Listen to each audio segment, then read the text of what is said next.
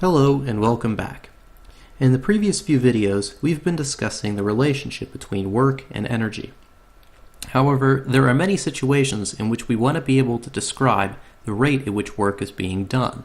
So I have an example here that a Bugatti Veyron can go from 0 to 60 miles per hour in 2.4 seconds, whereas my Honda Civic can go from 0 to 60 miles per hour in 9.3 seconds. So looking at this, we would say a Bugatti Veyron is more powerful than a Honda Civic. So what we use power to describe the rate at which work is being done.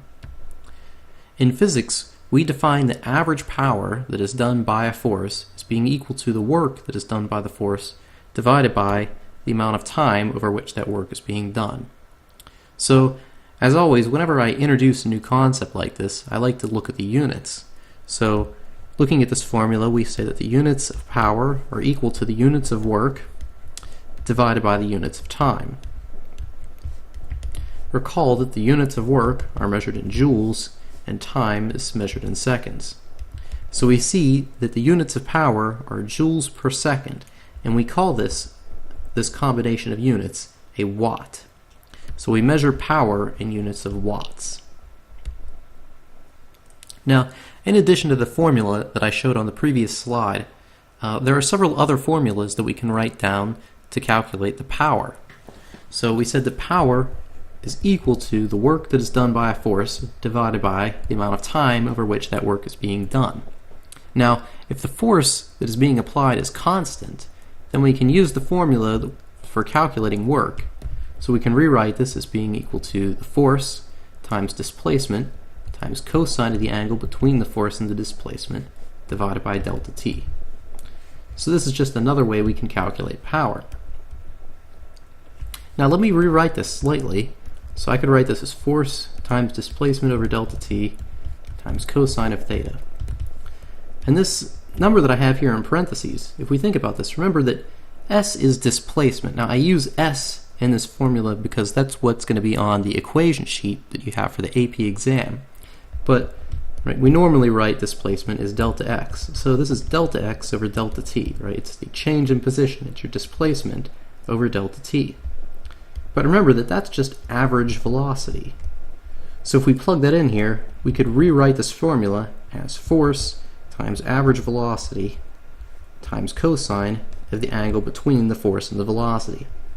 So this is just another way that we can rewrite that formula. Now one thing I do want to be a little bit careful about is notice that the formula refers to the average velocity. Remember that average velocity is equal to the average between the initial and final velocities. So if the object is accelerating, so the initial velocity and final velocities are different, this is the formula you'd have to use to calculate the average velocity. Or of course you can always use delta x over delta t.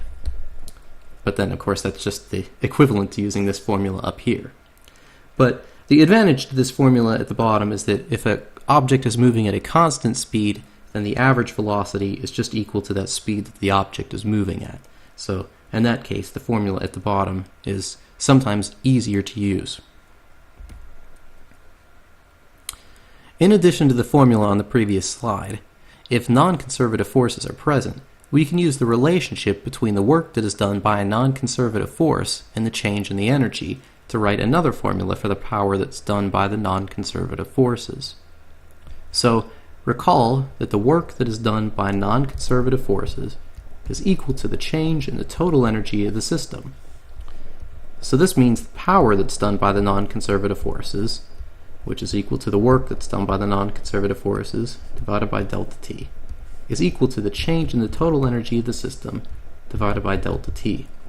So the power that is produced by non-conservative forces is equal to the rate that the total energy of the system changes.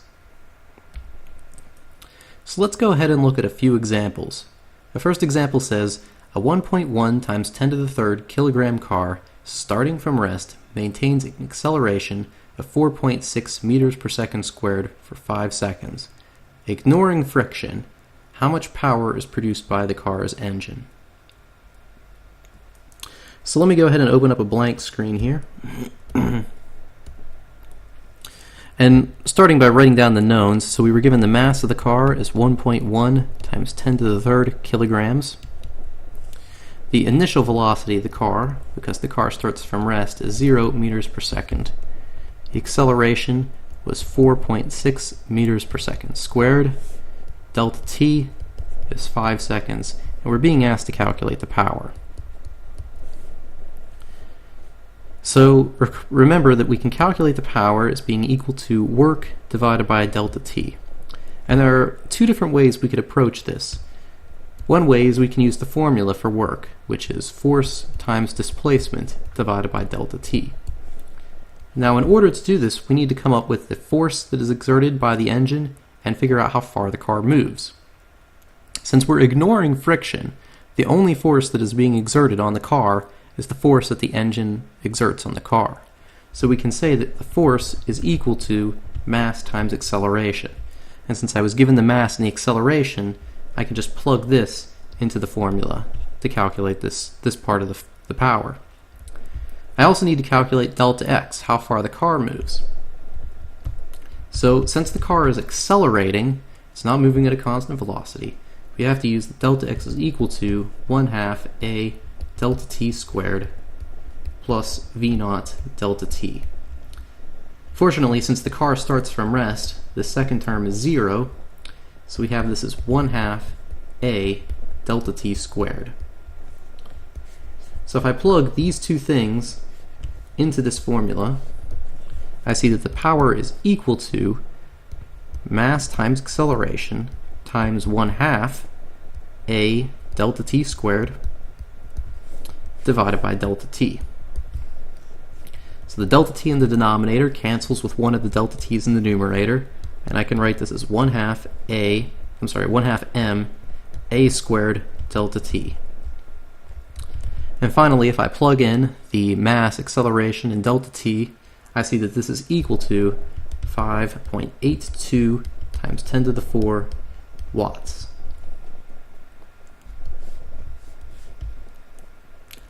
Now, just for the sake of showing another way that we could do this formula, another way to do this example, let me go ahead and start this example again. And I won't plug all the numbers in, I just want to show that we'll get the same formula. So, another way we can calculate power is equal to force times the average velocity that is exerted. The force times the average velocity that the object is moving. Technically times cosine of the angle between them, but if we think about, a car driving along a flat road, the force that the engine exerts is going to be pointing in the same direction that the car moves. So these two things are parallel, so cosine of theta will be 1. So again, just like before, force is equal to mass times acceleration, but now I have to calculate average velocity. So average velocity, remember, is 1/2 the initial velocity plus final velocity. The initial velocity is 0 since the car starts from rest, and the final velocity will be a times delta t. So plugging this back in, we'll have f is equal to mass times acceleration, and the velocity is 1/2 a delta t. So again, we get the same formula. We get 1/2 m a squared delta t. And again, if you plug numbers into that, you see that that's equal to 5.82 times 10 to the 4 watts. So we get the same answer either way. So I want to go ahead and look at one more example. This example says, when driving on a hill with at a constant speed of 27 meters per second, a 1900 kilogram car experiences a combined force due to drag and friction that is the same when the car is driving up the hill or down the hill. When the car is going up the hill, the engine needs to produce 35,000 more watts of power than it does when the car is going down the hill. And the question is, how steep is the hill? So I think I'm going to need a little bit more room than one page, so let me go ahead and open up OneNote again. So in this example, we're told that the mass of the car is equal to 1900 kilograms, and that the car is moving at a constant velocity of 27 meters per second. We're also told that the difference between the work that is done by the engine when the car is going up the hill and the work that's done by the engine when the car is going down the hill is equal to 35,000 watts. And we're asked to calculate the incline of this hill. So since we're given the velocity that the car is moving, and because the car is moving at a constant velocity, we want to use the formula that work is equal to force times velocity. And again, it's technically force times velocity times cosine of the angle between, but just like before, the force that the car's engine exerts is going to be parallel to the road. So this angle is going to be this angle is going to be 0, so cosine of theta is going to 1. So the work that is done by the car's engine is just equal to the force that the engine exerts times the velocity that the car is driving at. So to calculate this difference, we need to figure out how the force that the engine exerts when the car is going up the hill differs from the force that the engine exerts when the car is going down the hill. So to do this, let's look at a free body diagram for these two scenarios. So when the car is going up the hill, there are several forces that are being exerted on the car. So there is the force due to gravity that points down. There's the frictional force. Remember, the frictional force always opposes the motion of the car. So if the car is going up the hill, the frictional force points down the hill. There's the force that the car's engine exerts, and then there's the normal force. So if we call up the hill the positive direction, because the car is moving at a constant speed, we can say that the total force going either up or down the hill is going to be 0.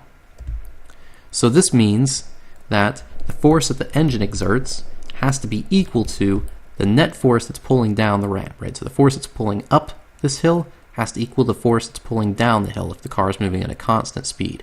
So the force that the engine is exerting is equal to the frictional force that's opposing the motion plus this x component of the gravitational force that's pushing down the hill. So that's equal to, well, I'll just write this as the x component of the gravitational force for now. So this is the force that is exerted by the engine when the car is going up the hill. So now let's go ahead and look at what's happening when the car is going down the hill. Well, very similar. When the car is going down the hill, because the frictional force always opposes the motion of the car, when the car is going down the hill, the frictional force points up the hill. The force that the engine exerts is going down the hill.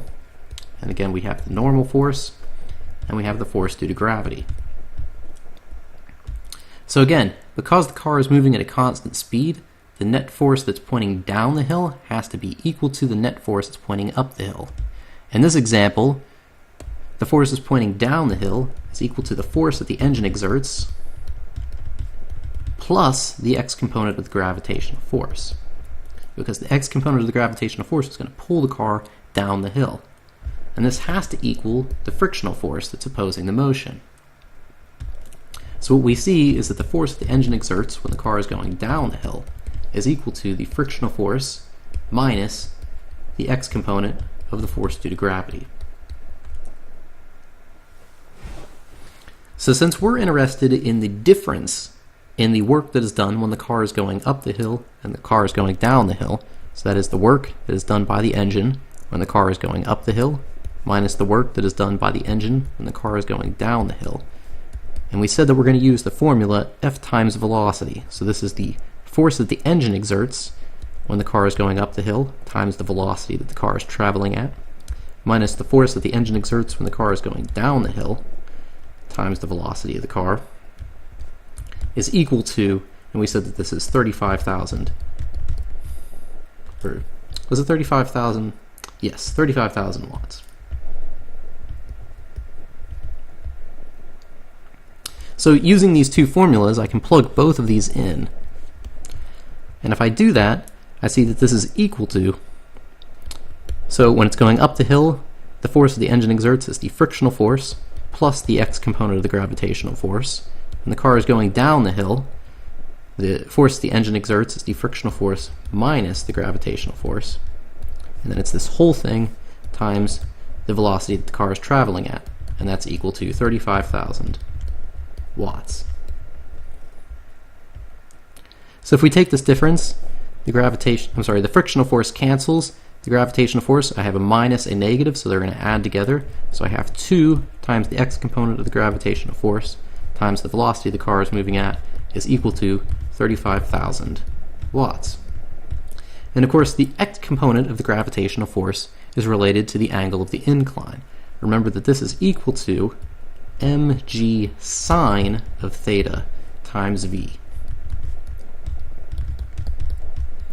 Remember, if you have a hard time remembering if it's sine or cosine, think about it.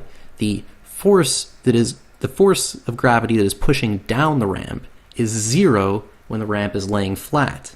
So we have to use sine of theta because sine of theta is 0 when the angle is flat. If you have a hard time remembering which one, whether sine is 0 or 1 when the angle goes to 0, just draw the triangle, right? So as this angle is decreasing and the ramp becomes shallower and shallower, the opposite side, right, this is the sine side over here, this is getting smaller and smaller.